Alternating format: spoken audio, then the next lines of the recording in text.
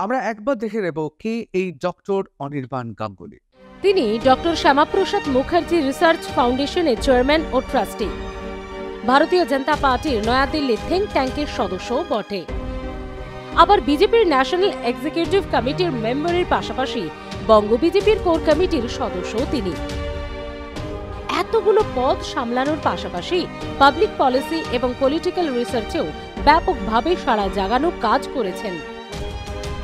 রাজনীতির ময়দানে ২১ বিধানসভা নির্বাচনই তার প্রথম লড়াই। বোলপুর বিধানসভা কেন্দ্রে বিজেপি টিকিটে মরিয়ার লড়াই করেও তৃণমূলের চন্দ্রনাথ সিনহার কাছে ২২,২৮০ ভোটের ব্যবধানে পরাজিত হতে হয় তাঁকে। সেই অনির্বাণ গাঙ্গুলির কাঁধেই যাদবপুর লোকসভা কেন্দ্র দখলের ভার দিয়েছে গেরুয়া ব্রিগেড। আসন্ন লোকসভা ভোটে যাদবপুর কেন্দ্রকে পাখির চোখ করে ডক্টর অনির্বাণ গাঙ্গুলিকে দ্বিতীয়বার লড়াইয়ের ময়দানে পাঠিয়েছে বঙ্গ বিজেপি। প্রার্থী হিসেবে নাম ঘোষণা হওয়ার পরই যাদবপুর কেন্দ্রে জোর কদমে ভোটের প্রচারে নেমে পড়েছেন। এমনকি নির্বাচনী রণকৌশল ঠিক করতে বিজেপি কর্মীদের সঙ্গে বৈঠকও সারছেন। এবারের যাদবপুরের লড়াই তরুণ সিপিএম নেতা বনাম তৃণমূল যুবনেত্রী তথা অভিনেত্রী বনাম বিদগ্ধ রাজনৈতিক ব্যক্তিত্বের। তাঁর কথায়, গতবারের মতো একই ভুল এবার আর করবেন না সাধারণ মানুষ।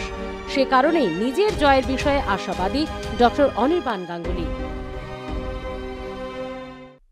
বুঝতে পারছেন, ভারতীয় জনতা পার্টিতে বঙ্গে যতজন প্রার্থী আছে তাদের মধ্যে অন্যতম। শুধু তাদের মধ্যে কেন বলবো, যারা লোকসভা নির্বাচনে লড়াই করছেন দেশ জুড়ে তাদের মধ্যেও অন্যতম। ডক্টর অনির্বাণ গাঙ্গুলি, আমার প্রথম প্রশ্ন আপনাকে, আপনি সংস্কৃতবান, আপনি বিদ্বান, আপনার পড়াশোনা, আপনার কথা বলা, আপনার বাচনভঙ্গির মধ্যে একটা অনবদ্য বাঙালি ভদ্রলোকের ব্যাপার রয়েছে, যেটা আজকের রাজনীতিতে প্রায় দুর্লভ।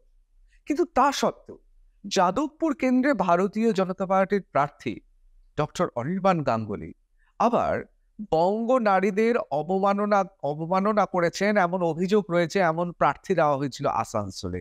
এত বৈপরীত্য কেন একই পার্টিতে? না দেখুন, প্রত্যেকটা তো একটা প্রার্থী যখন দেওয়া হয় সেটা পলিটিক্যাল ডাইমেনশনস দেখে প্রত্যেক দল সেই ধরনের প্রার্থী দেয়। মানে আপনি আসানসোলের বিষয়টা বললেন বলে আমি যদি আর একটু অন্য দিকটাও দিই, দেখুন আসানসোলে যেই দাঁড়িয়েছিল সে তো তার নিজের একটা প্রফেশনাল আসপেক্ট ডাইমেনশন ছিল। আপনারা বলুন না, শত্রুঘ্ন সিনহারও প্রফেশনাল আসপেক্ট দেখলে ওই রকম অনেক কিছু দেখানো যায়। তিনি অমল কুমার মজুমদার রচিত গৌতম ঘোষের অন্তর্জলি যাত্রায় অসাধারণ অভিনয় করে বঙ্গবাসী এবং বাংলা ছবিকে আন্তর্জাতিক স্তরে নিয়ে গেছেন। কিন্তু অনেকে তো বলছেন পবন সিং সফট পর্নের নায়ক। না, আপনি মনে রেখেছেন শত্রুঘ্ন সিনহার এই দিকটা খুব ভালো, আপনাকে সাধুবাদ জানাই। বাঙালি মনে রেখেছে কিনা শত্রুঘ্ন সিনহাকে, সবাই তো শর্টগান হিসেবেই তাকে চেনে। কিন্তু আমার প্রশ্ন হলো যে হাজী নুরুল ইসলাম সেই দেগঙ্গার দাঙ্গায় যিনি প্রধান ভূমিকা পালন করেছিলেন, তাকে তৃণমূল কংগ্রেস ক্যান্ডিডেট বানিয়েছে। যাদবপুরে যাকে তৃণমূল কংগ্রেস ক্যান্ডিডেট বানিয়েছেন, সনাতন ধর্ম, সনাতনীদের যে আবেগে, ধর্মীয় আবেগে তিনি আঘাত হেনেছেন, অপমান করেছেন।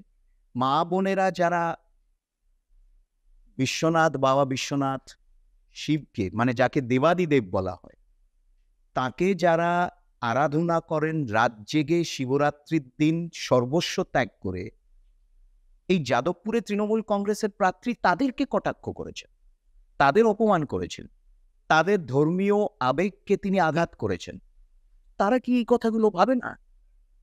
তাদের হয়ে এই কথাগুলো কে বলছে বা তাদের দিকে কে এইগুলো পয়েন্ট আউট করছে? কথাগুলো ভাবা উচিত। ডক্টর গাঙ্গুলি, দেখুন আপনি যে প্রসঙ্গে তুললেন এটা তো ঠিক। যে কোনো ধর্মে তার বিশ্বাসে কুঠারাঘাত করা, ভাবাবেগে আঘাত করা আমাদের দেশে অপরাধ। কিন্তু ভাবুন, পশ্চিম বাংলায় হিন্দু বাঙালির এমন কোনো রাজনৈতিক শক্তি নেই যে এর বিরুদ্ধে গর্জে উঠে অন্তত আদালত পর্যন্ত ব্যাপারটা গড়া। মানে আমি বলতে চাইছি, অবাঙালি হিন্দুদের দল হিসেবে অনেকে ভারতীয় জনতা পার্টির কথা বলছে। পশ্চিম বাংলায় হিন্দু বাঙালির কোনো রাজনৈতিক দল নেই। আর সেই জন্যে আপনার অভিযোগ যা করছেন আপনি, সায়নী ঘোষ সম্পর্কিত, তাতে তো প্রতিবাদ করার কেউ নেই বাংলায়। মানুষ তো প্রতিবাদ করছে। দেখুন, যখনই ঘটনা হয়েছিল তারপরেও এবং আবার এখন, এটা মানুষের ইস্যু। এটা ভারতীয় জনতা পার্টি এই ইস্যুটাকে হাইলাইট করছে সেটা না। একটা সনাতন ধর্মীয় প্রধান দেশে, সেখানে একজন যিনি জনপ্রতিনিধি হতে চাইছেন, তার দল যে দল একমাত্র মহিলা মুখ্যমন্ত্রী সেই দলের সারা ভারতবর্ষে যে দাবি করে, সেই দল তাকে কিভাবে নির্বাচিত করবে, তাকে কিভাবে তাদের জনপ্রতিনিধি সিলেক্ট করে তাকে দাঁড় করালেন, সেটা তাদের মানুষকে মানুষের প্রশ্নের উত্তর দিতে হবে। দেখুন, মানুষের মধ্যে এই সেন্টিমেন্টটা খুব স্ট্রং। একদিকে রাম মন্দিরের প্রাণ প্রতিষ্ঠার আমন্ত্রণপত্র প্রত্যাখ্যান করবে, এবং যারা শ্রীরামচন্দ্র বলে কেউ নেই, তার কোনো অস্তিত্ব নেই, যারা কোর্টেই দাবি করছে, তাদেরকে তিনি রাজনৈতিক পুনর্বাসন দিচ্ছেন। এবং অন্যদিকে এমন একজনকে দাঁড় করাচ্ছেন যিনি শিবেরও অপমান করেছেন। মানে তাদের কি আইডেন্টিটি? তাহলে তারা কি ধরনের রাজনীতি করতে চায়? তার মানে একটা সম্প্রদায়ের মেজরিটি বারবার তাদের সেন্টিমেন্টে আঘাত দেবেন, বারবার তাদের অপমানিত করবেন।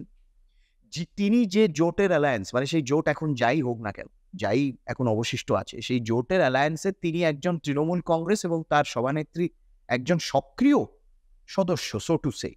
সেই জোটের অ্যালায়েন্সের ডিএমকে, সেই ডিএমকে মুখ্যমন্ত্রীর ছেলে পুত্র, তিনি বললেন সনাতন ধর্ম হচ্ছে প্লেগ, ডেঙ্গু, কোভিড, টিবি, ম্যালেরিয়ার মতো, এবং যারা সেই সনাতন ধর্ম পালন করে, সনাতন ধর্মকে একেবারে ইরাডিকেট করে দিতে হবে, ডেসিমেট করে দিতে হবে।